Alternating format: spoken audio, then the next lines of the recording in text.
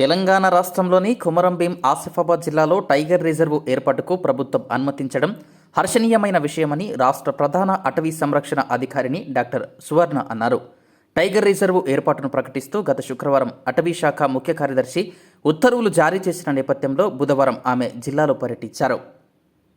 DFO కార్యాలయంలో ఏర్పాటు చేసిన మీడియా సమావేశంలో ఈ మేరకు ఆమె మాట్లాడారు. జిల్లాలో టైగర్ రిజర్వ్ ఏర్పాటు ప్రతిపాదన 10 ఏళ్ల నుంచి ఉందని, దీని గురించి ఆ ప్రాంత ప్రజలతో సంప్రదింపులు చేపట్టిన తర్వాతనే ఓకే చేశారని తెలిపారు. టైగర్ రిజర్వ్ పరిధిలో సుమారు 339 వరకు గ్రామాలు వస్తాయని, టైగర్ రిజర్వ్ ఏర్పాటుతో ఆ గ్రామాల ప్రజలకు లాభమే తప్ప ఎలాంటి నష్టం కలగదని పేర్కొన్నారు.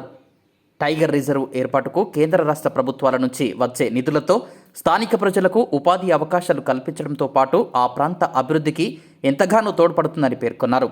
అవగాహన లేక కొందరు కావాలనే టైగర్ రిజర్వ్ ఏర్పాటుపై అసత్య ప్రచారం చేస్తున్నారని ఆమె చెప్పుకొచ్చారు.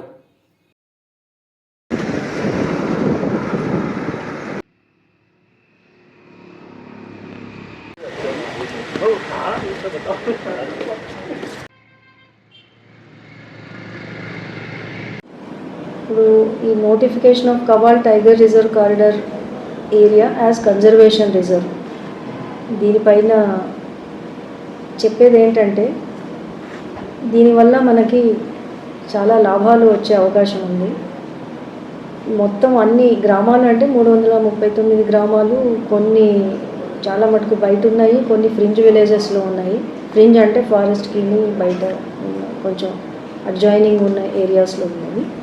వాళ్ళందరితో డీటెయిల్డ్ కన్సల్టేషన్స్ జరిపి అందరితో చాలా కాలం, ఆల్మోస్ట్ 10 ఏళ్ల నుంచి ఇది నడుస్తూ ఉంది. ఇప్పుడు కొత్తగా ప్రపోజల్ వచ్చింది కాదు, కానీ అంత టైం పట్టింది కన్సల్టేషన్స్ అన్నీ చేసి దీన్ని ఒక స్టేజ్కి తీసుకురావడానికి.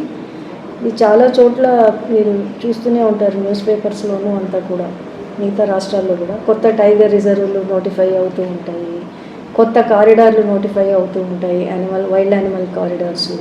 అక్కడ డిపెండింగ్ ఆన్ ద సిచ్యువేషన్, ఎందుకంటే మనకి గవర్నమెంట్ ఆఫ్ ఇండియాకి మనకి ఇది ఫారెస్ట్ కాన్కరెంట్ లిస్ట్ కాబట్టి రెండిట్లి లిస్ట్లోనూ ఉంటుంది.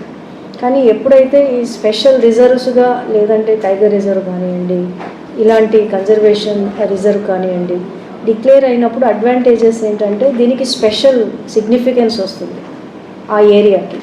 ఆ స్పెషల్ సిగ్నిఫికెన్స్ ఇంపార్టెన్స్ ఏంటంటే ఇది మొత్తం వైల్డ్ లైఫ్ రేడార్లోకి వచ్చేస్తుంది, వైల్డ్ లైఫ్ మేనేజ్మెంట్ రేడార్లోకి వచ్చినప్పుడు మనకి గవర్నమెంట్ ఆఫ్ ఇండియా నుంచి ఫండ్స్ ఎక్కువ వచ్చే అవకాశం ఉంటుంది.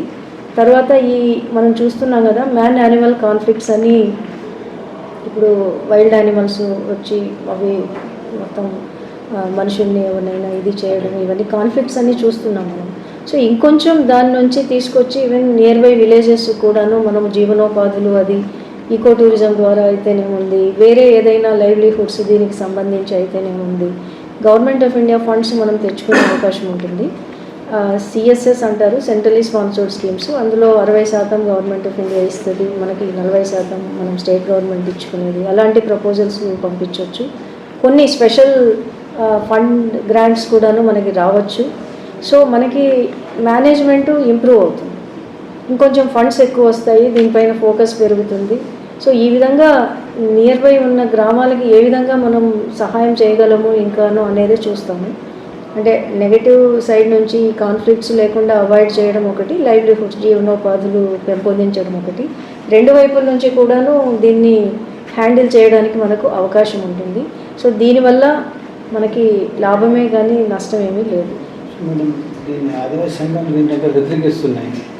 అదేనండి, ఇది ఈ విషయం ఇందాక నేను చెప్పినాను కదా. సో అది కరెక్ట్గా వాళ్ళకి అవగతం అయితే అప్పుడు వాళ్ళే అర్థం చేసుకుంటారు. తెలంగాణలో ఒక కన్జర్వేషన్ రిజర్వ్ వచ్చిందంటే ఒక విధంగా అది చాలా మంచి విషయం. దాన్ని సక్రమంగా మనం ఇంప్లిమెంట్ చేసుకునే ప్రయత్నాలు, తర్వాత ఫండ్స్ తెచ్చుకునే ప్రయత్నాలు చేస్తే తప్పకుండా అప్పుడు రియలైజ్ అవుతారు పక్కనున్న ఈ గ్రామాలకు సంబంధించిన ప్రజలు వీళ్ళందరూ. బట్ వాళ్ళందరినీ దృష్టిలో పెట్టుకుని వాళ్ళ కన్సల్టేషన్స్ చేసినాకనే ఈ ప్రపోజల్ ముందుకు వెళ్ళడం జరిగింది. ఇప్పుడు ఏం చేస్తున్నారో అది కంటిన్యూ చేసుకోవచ్చు, అందులో ఎటువంటి ఇబ్బందులు ఉండవు.